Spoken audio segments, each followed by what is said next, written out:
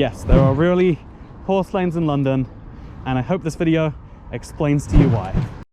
Hello, I'm Playcat and welcome back to another third channel scooter video, except I'm not riding a scooter today. Instead, I've rented an e-bike from Lime. Lime is currently not able to operate scooters in the city of London and indeed the surrounding areas, and so instead you get these e-bikes. And e-bikes are much safer than scooters, and that is the reason why this is okay. I mean, sure, they're much heavier, which is going to lead to a bigger impact upon something happening, but unlike e-scooters and their monstrous throttles that come from electric power alone, which means that in the UK, if you are not riding a rental scooter, you can be prosecuted for riding a motor vehicle without a license because it is motor powered officially, meaning that you know, the fines are very heavy. And in fact, I've been threatened with those fines 3 separate times. Yeah, of course. Please don't use it. Yeah, there was a very serious accident involved in one of these in 9 Elms a couple of days ago. And you do say maybe giving in evidence, do you understand that? Yeah. You get a letter come through to your home address. It can take anything from a couple of days to 6 months. When that letter comes through, it's going to be a £50 fine. Unlike those e-scooters, which can go 15 miles per hour, which is insanely fast. I mean, you hit something at 50 miles per hour, and it might even very slightly hurt one of the 2 participants.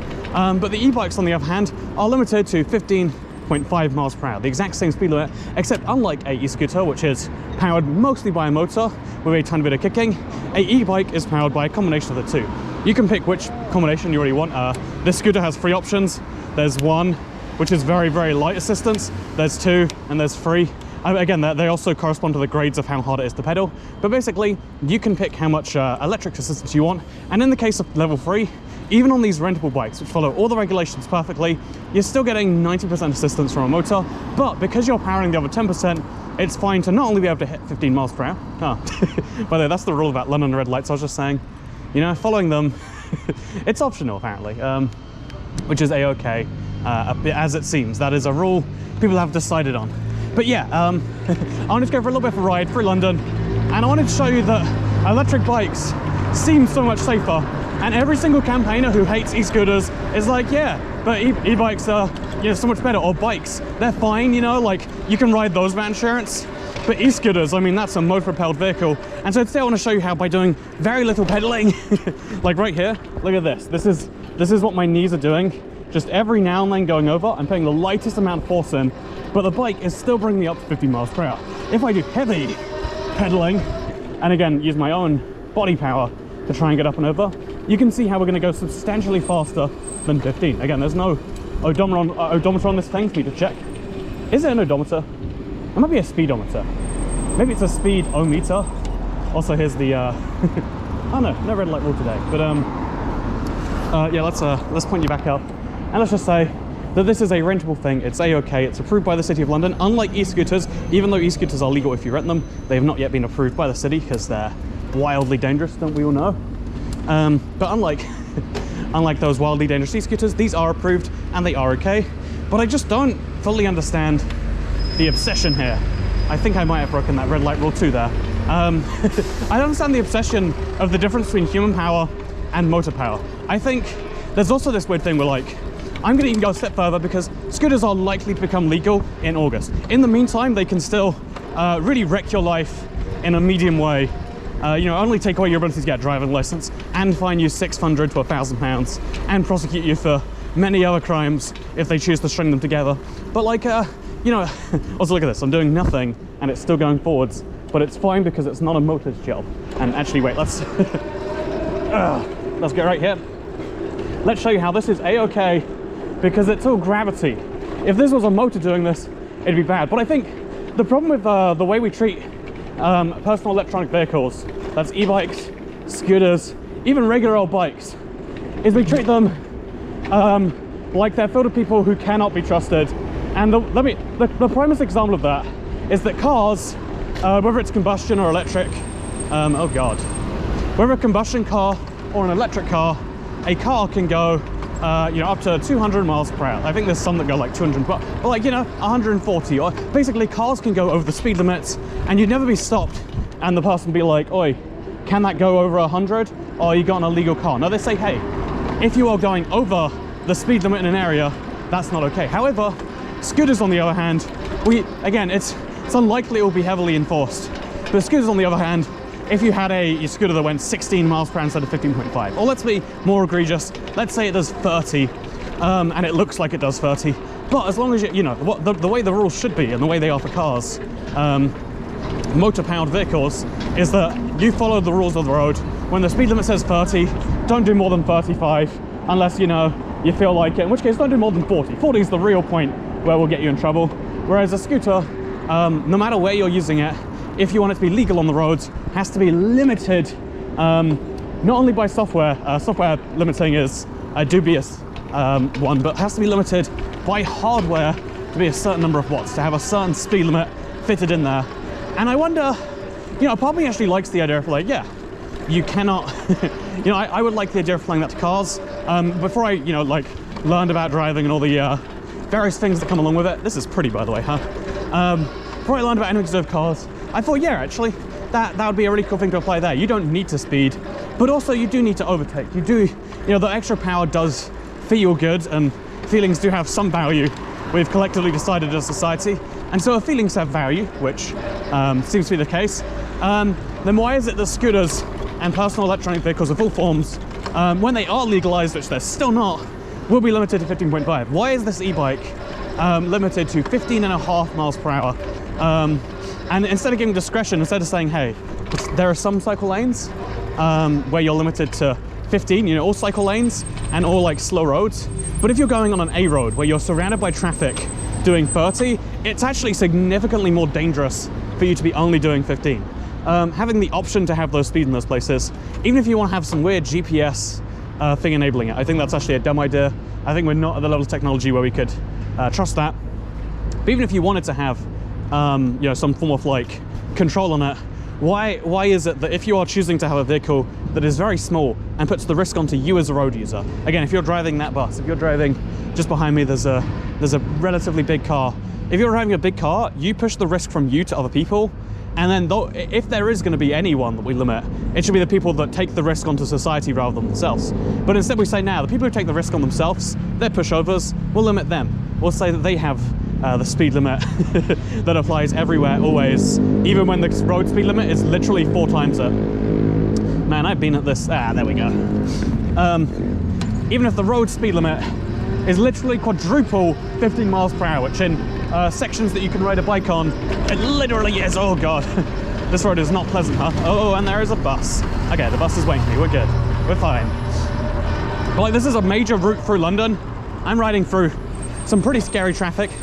I don't think most people are like ready and able. Also, by the way, here's an example of a red light that I think that explains the rule as to why a bike could go forwards but a car couldn't.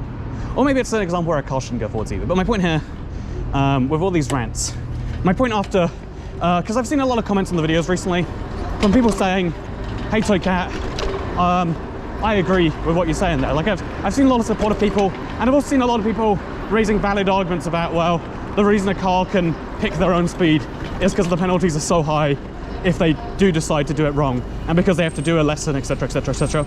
But why not just have a similar requirement for you know, personal electronic vehicles that's relatively easy to do? I mean, when I first started riding my scooter, and when I rode a bike as a child, I didn't know any road rules. You just kind of go places and you hope things don't hit you, and it works fine enough for most people. And when those are the rules of engagement, it actually will work, especially if cars don't want to kill you, which generally speaking I found they don't. You know, why not have like oh yeah, if you want to ride a class 2 or a class 4 or whatever class distinctions you want to have, electric vehicle, then you're going to need to take this. Oh my God. This is fun. This is why people get tempted to cross red lights, by the way, I think. I think I'm a little bit too far forward. But yeah, the fact is that we have a lot of weird, questionable rules in place. And also then there's the, again, I spent too long thinking about like the whole, like, you know, should laws exist so that they are always enforced, or should laws exist so they can be enforced when chained with something else? Like if you're driving a scooter drunk, you know, rather than just getting you on a decent driving, maybe we should also use the fact that it's a motor vehicle to take away your license. Actually, I feel like driving it drunk is probably a good enough reason. Am I going left? I don't think I am. I guess so. It has been decided we are turning left here. Oh, this is dicey. See, that is a big boy right there. Okay. I guess we're crossing the river. This was not my intention today, but across we go anyway. But yeah, which bridge even is this actually? I don't actually know. I'm gonna learn all the London bridges one day. It's gonna be nice. I'm pretty sure it's not London Bridge. It is, I have no clue actually. It seems like one of the Suffolk Bridge. I don't know all the bridges, honestly. I'm gonna learn the bridges so I can seem smart on the internet for points. Anyway, I think there is this weird area where we say, like, when you can and can't do something, which we all have collectively agreed, like, sure, society gets to say that somewhat. But then there's some things that are literally always illegal. There is no amount of license, qualification, insurance they'll make it legal to ride a e-bike that goes 40 miles per hour, even if you only intend to do 15, or even if you intend to do 20, or whatever the speed limit is on the road you're going. You have to then get license plates. You have to get third party. You know, there's a lot of extra steps you have to go through that make it exactly the same as a car, and even then, it makes it much harder to insure, etc., etc., etc. You know, every now and then I'll read about e-bikes that come out that have 50 mile per hour tops, but it's exactly the same as a moped or a motorbike, except it's more niche, so it's slightly harder to get insurance for. Also, getting license plates on it is a nightmare. And I mean, maybe I'm just missing the weird loophole that, like, yeah, you know, you say you're going to insure it, etc., and then you don't. Maybe I just missed that giant loophole. I guess this is the Lambeth Bridge, based on the fact that there's a sign saying "Welcome to Lambeth." Lambeth Bridge sounds like a real thing. Sounds like a thing that exists to me. But yeah, the speed limit here is 20. But if I were to ride a bike that went 19 miles per hour, in theory, that would be a serious violation of a lot of different policies, even if it was insured, even if I had a full driving license. And you know, should we trust on the idea that it's just a technicality to keep people safe, or should we trust individuals? And honestly, you know, as someone who hates individuals, who is almost always on the side of, actually, yeah, let's not trust them. We don't need to trust individuals. Individuals do bad things. I think I'm gonna go across the bridge again, by the way. Oh, there we go, look at that. See, I got one green light, and oh God, I don't know where, I'm not crossing the bridge again, apparently. I am going across some, yep, well, I guess I'm seeing a new area for London today. Yeah, it's been a very long time since I was in Waterloo, and I've never been here on a bike. Let's see if it's any nice. So, as you can see, they got some architecture, big buildings, and yeah, that's my tour of Lambeth for all of you. Or is Lambeth? I guess Waterloo is probably the station inside of Lambeth. Yeah, let's do this. Let's overtake a bus between a taxi and another bus. This is safe. It's okay.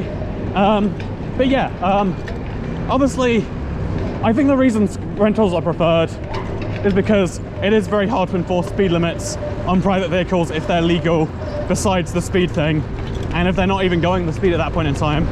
Whereas, I think one of the, my God, I don't like this at all. I'm just gonna wait for the lorry to, wait for the bus to go, I think.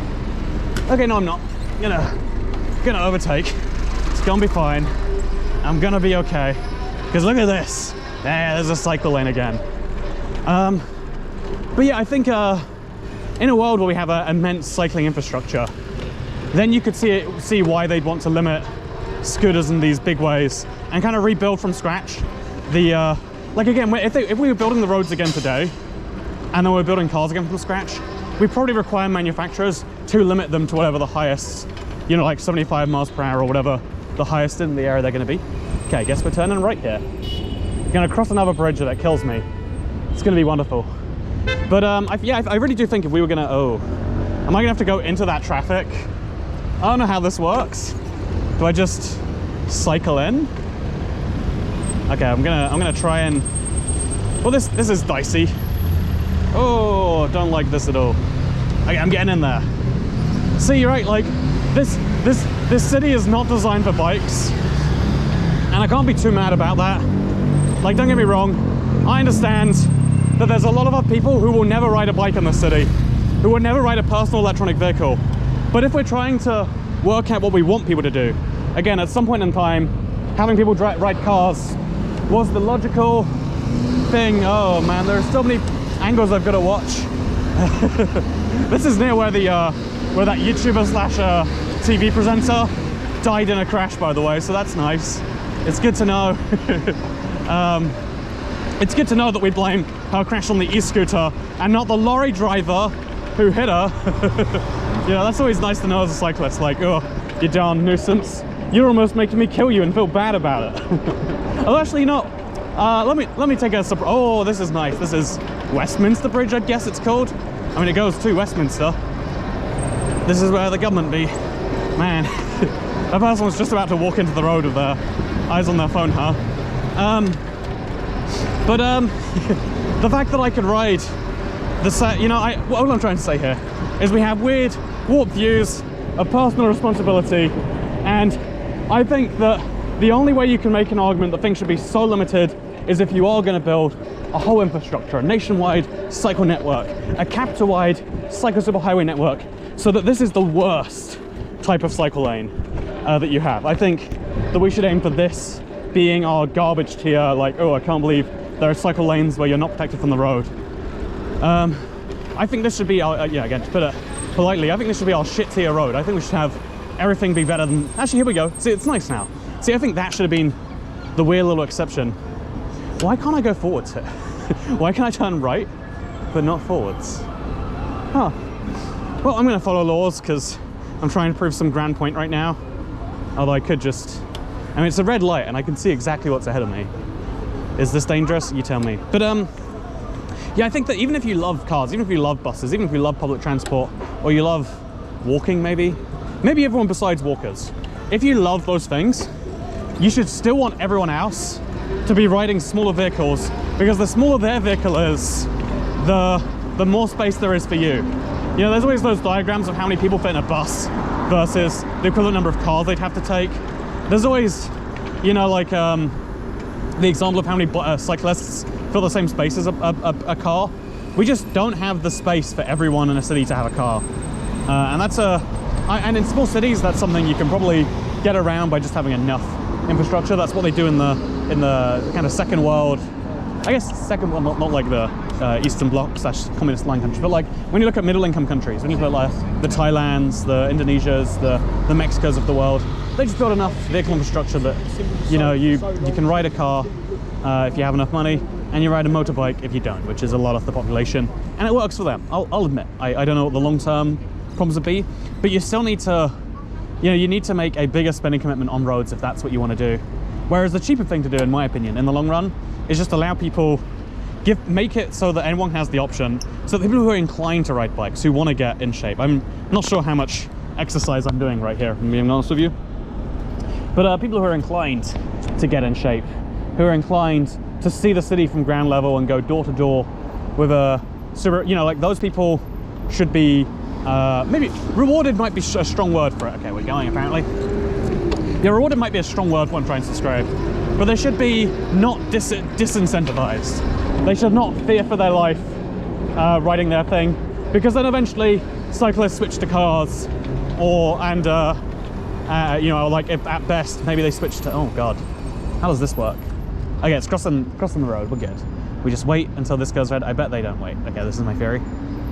Oh, my theory's wrong. I always love to prove the whole red light cyclist thing, because again, it's one of those rules where like it's not actually enforced in any way. You can do it right in front of police and they're not excited to stop you, and they won't stop you unless they're the most anti-cyclist person in the world. Oh god. Okay, so this is how this works apparently. We just cross the road, and hey, look at that, cycle superhighway. Yeah, see, if there were more things like this, people would start, like, the reason I started riding my scooter in the capital city is because I thought that, like, oh yeah, it'd be, you know, riding down one of these looks fun. People want to try it, and I think even if it's not used at a particular time, if it's just encouraging people to try it and then ride elsewhere, it has a network effect that I think is very positive. Also, anyway, I want to prove a point. Everyone loves to say this, so I'm going to prove it by going in. I think up ahead here. Oh, by the way, look at this. This is a beautiful ride. I'm having a good day today. Do you want to hear about my life? Oh, you don't want to hear about my life? Guess what? You're hearing about it anyway. So, I've always found myself drawn to London. But when I first bought a house, even after saving all of my adult life and a little bit before my adult life, as much as I could, and being very lucky in that I had a job where, you know, I had the option to put in, you know, 70, 80 hours a week to, you know, to grow it. You know, I'm very blessed that I could even afford a house at the very outer reaches, 50 miles away from London. But I'm finally starting to live the dream of buying a house somewhere in this city. And as I record this video, it's going to be a while after when this comes out, so this is old information now. But as I'm recording this video, I found a house that's bigger than I want. It got reduced almost 100,000 because they just can't find, like, finding buyers for really big houses is kind of a hard thing. If you're not talking about really nice areas, like, because if someone can buy a nice house in an okay area, then they can buy an okay house in a nice area. And something about human psychology tells them to do that. Look at that. It's an army training drill over there. Yeah, something about human psychology, especially when you're in a city like this, where you're surrounded by the wealth. Oh, they're doing some interesting military drills. But when you're surrounded by wealth like you're in a city like this, it's very easy to get trapped in the... It's even easier, I would say. It's easy enough when you're elsewhere to get trapped in the whole, what is it, the hedonistic treadmill? Like always wanting more, better. What you have now sucks. The people just above you, they're the ones who have all the real money, the real good time. You know, so when you're living in a city, it's easy to get to that point. But I think it means I'm gonna have a larger house than I was looking for. I was gonna be hyped if spending the better part of $1 million. I think at current exchange rates, it's just gone up to be slightly more than $1 million. It hurts me to say that out loud, by the way. It literally stings me. I'm not like bragging. I'm in pain at this admission. Saying it is not a pleasant thing for me. I wish it was. I wish I enjoyed that flex life. But spending just over $1 million in US dollars, which is what I'm paid in, so that's how I like measure the world. Just over $1 million is painful, but it's an area I like, and it's going to be a big house. And I was excited when even spending that amount would get me in an area I liked. Again, on my layer of the hedonistic treadmill, maybe you could say, but like, you know, somewhere that's like safe enough that I don't fear for my life a lot, which is not it's not a lot of London these days, is it? But I guess not even my life, my property too, just everything. Like, I don't want to, every time I leave my house, I don't want to have the deep fear in my heart of like, when I come back, something's gonna have gone wrong. But yeah, living somewhere like that, not even in the center, it's something that it's something that I was like, I was happy if it was like going to be like a 4-room house, or what is it called, 2 up, 2 down? No, it wouldn't be 2 up, it'd be 3 up, 2 down. Basically like a 2-bedroom house with a bathroom, and then like 1 giant living room. No, that'd be a 4-room house. I was gonna be excited enough for that because it was gonna be a small house where I wanted. But because this is such a big, it's a bigger house, it's split into more rooms, which is something I'll have to deal with later. And it like needs some small things to make it better, but it's a nice place. And on top of being kind of nice in terms of the area and being big, it's nice enough in terms of the thing itself. And I know that's exciting to me. Like I'm gonna end up with a big house and it's gonna be in an area I want. And I know, obviously there's a lot of room between where my current offer goes and how much I'm willing to pay, and you know, working that out is going to be a nightmare between myself and it's called the vendor for a house, but like the person who has a home they want to sell. Working out the precise details of how much it costs me is going to be something scary. It's going to be something I don't even know how again, I've only negotiated for 1 house, and it's the one I live in now, and I did it terribly. I don't know if I can, someone close to me in my life who hadn't bought a house, who was perhaps a parental figure. You know, I know. So my mother was like very excited for me. She was like, I was buying a house she was excited for too. And basically we overpaid a bunch because they did the sealed bid thing, and she kept psyching me into like, what if they offered this? You got to make sure you offer 1,000 more. What if they offered 1,000 more, knowing about you? Basically, I overpaid by a really silly amount on my my current house. Not actually a silly amount, by the way. I'm talking like a few thousand. But like a few thousand, so much money. Why do we talk about a few thousand houses? Like, yeah, just a few K here and there. You know, I might have to add 20K onto the offer to really make it work. What the heck? Where else in life do you just go, yeah, 20,000, I'll just slap down the table? If I went to Vegas and put 20,000 on the roulette table, where I was near guaranteed to get it back, even, let's say I put it on, I don't know, 2/3 of the table, you would look at me like a madman. Speaking of madmen, you look at me like a madman. But when it's a house, you're like, yeah, I guess I'll just slap 20Ks on the table because it's all debt. That's the problem to me. That's one of the reasons why I think the housing market, it's something I want to get invested in now. Just because I'm everything else seems scarier. But I think there's a good chance that you know, 10 years down the line, you know, it's dropped a lot more than those 20Ks in value. But I think the upside, the potential gain, I think the fact that I get to live somewhere I want to is worth taking that risk on. And I think that's interesting that there's like one financial asset in our lives that actively can improve our life quality so much. I've been commuting a full 2 hours between where my house is and where I want to live, and you know, like, I don't know, only 20 minutes of that is spent crossing London or something like that. Like I realized during those 2 hour commutes, like something that hit me. Am I meant to go through here? You know, I want to find these horse lanes because I'm proving a point about the governance of London here. Okay, so I think I go this way. No, it's not this way. I think I'm gonna have to quickly do a U-E, is what they call it in the business. I guess the cycle lane is to the left here? I guess so. It's been a long time since I rode through Hyde Park.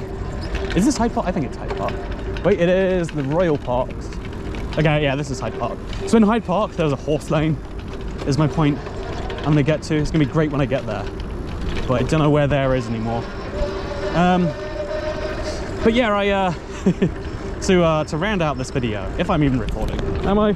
I am recording. That's nice. How much battery do I have? Let's find out. Look at my legs for a bit while we do this. Oh, we're at 38%. I can go on forever. Perfect. I think it's really interesting that we have these like giant assets that like actively improve or deprove your whole quality of life. And I would make the argument always that like, yeah, you shouldn't sink too much of your money into one thing, but like to live in London, you have to. And so just to have a quality of life that I would be pleasantly happy with. Pleasantly happy with? That sounds like real words. That is a red police van. I don't know what to take from that. So interesting. So interesting. But just to have a quality of life that I am that I want. Honestly, I don't need it at all. Again, it's a dumb price for a house. It's making me sad. I said it out loud, and now it's making me question my whole life. But obviously that's paid over. That's paid over 30 years, and you get a really low interest loan, like a loan with such low interest. It's often it's lower than the rate of inflation at present. It can go a lot lower than the rate of inflation, depending on how big your deposit is. I wish that was a me situation, but where is this horse lane? I remember it being yeah, we are in Hyde Park. Maybe we've got to like, I'll find this. Wait, I remember. There's like a big statue somewhere around here, and near that big statue is where I want to be. Maybe. Oh, okay, you know, there are horses literally over there. But yeah, so, oh, it smells like there are horses over there. There is this area of London. Look at that over there. They have horse lanes. Horses are allowed to ride in the biggest city in Western Europe. Caution, horses crossing. Right, like, oh, it's the Household Cavalry Mounted Regiment. So those are army horses, my bad. Guess it's okay because they're defending us. I mean, you never know when a war breaks up, when a war breaks out. With the Chinas, the North Koreas, the Irans of the world. We're gonna be thankful that we allowed horses in cities. We're not gonna be thankful that we allowed cheap electric scooters to revolutionize germ-free is a stretch, to neutralize zero emissions at the point of use. Okay, let's do this. Yeah. Zero emissions at the point of use. Zero contact forms of transport. We are going to be thankful we didn't do that, huh? I really want to do a U-turn because I think I have to go back the other way. Anyway, you know what, whatever. On the right there, if you can even see it, I don't know how wide my GoPro's set up. There are literal horse lanes, And just what I'm looking for. Right now, there are literal, genuine horses going on those horse lanes as well. Oh, one of them's by himself as well, it's cute. But yeah, the fact that you can just ride a horse right here, this is the heart of London. You can ride a horse here if you want to, but you can't ride an electric scooter, even if you were willing to rent it, because they've decided to slow down the hire schemes as long as they can, and they've decided to enforce the bizarre laws about, oh, I think I'm gonna find a horse lane soon. Okay, I'm excited. It's happening. I just want to see like the sign on the road, because you know, those could be horses breaking the laws. Those could be unlicensed personal manure producing vehicles, you know.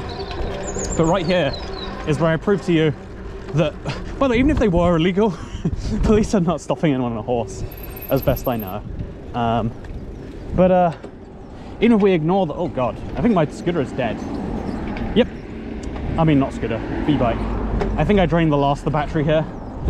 No, my point about horse lanes, I want to prove it. Okay, so man, I've forgotten how much pedal power is required for an electric bike. They're so heavy.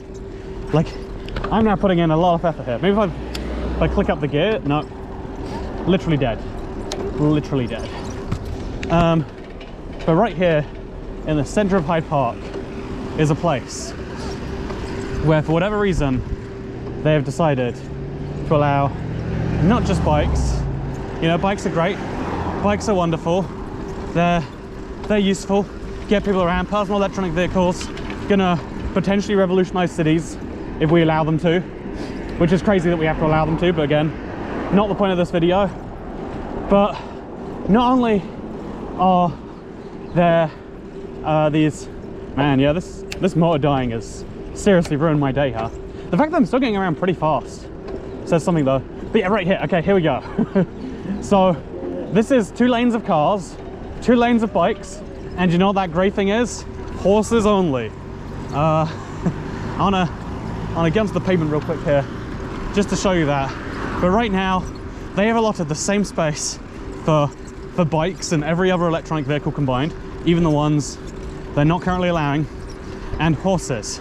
Horses, which by the way, horses can peak at way higher than 15 miles per hour. They don't make you put a speed limiter on your horse to make sure the horse can never go more than 15 miles per hour. No, they do not do that. And not only do they not make you do that, but they'll build your infrastructure to the same size and quality as to both lanes of bikes combined. And I think that is a little bit nutty. But yeah, horse lanes. Okay, here we are. Great place to finish the video, I think. Here we are. This is the center of Hyde Park. The only point where you'll find, one of the only points in the world where you'll actively be enforced if you're riding a electric scooter, regardless of how you get it. But despite being fined for your electric scooter, you cannot be fined for a horse, because they are the only things allowed in this lane. And don't you think that's beautiful? I think that's beautiful. Anyway, I hope you enjoyed this video. I'm gonna look up the line and I'm gonna get you sad about how much it cost me to rent this thing. Wait, I'm gonna go up the street. Because ultimately, oh, so much power is needed. Yeah, this is the problem with e-bikes. When they die, they stop being useful as bikes, because of just how heavy the empty battery is, and the motor and whatever else. Anyway, I don't know if this is an okay place to park. I guess we'll find out, won't we? Okay, so leave this zone to end or pause your ride. Oh no, I have to take an empty scooter out of Hyde Park. Not looking forward to that. But I'll do it off camera. This was a 52-minute ride. I believe it's 15p a minute, so that's about £7.50 for this ride that I'm never going to see again, versus the capital of owning an e-bike or an e-scooter, which I do already own, so I've already got the capital cost. But we're going to ignore that for now. What we are going to say is thank you for watching this video. I hope you all enjoyed, and I hope you enjoyed seeing the horse lanes that exist in London. Yes, there are really horse lanes in London, and I hope this video explains to you why. Goodbye.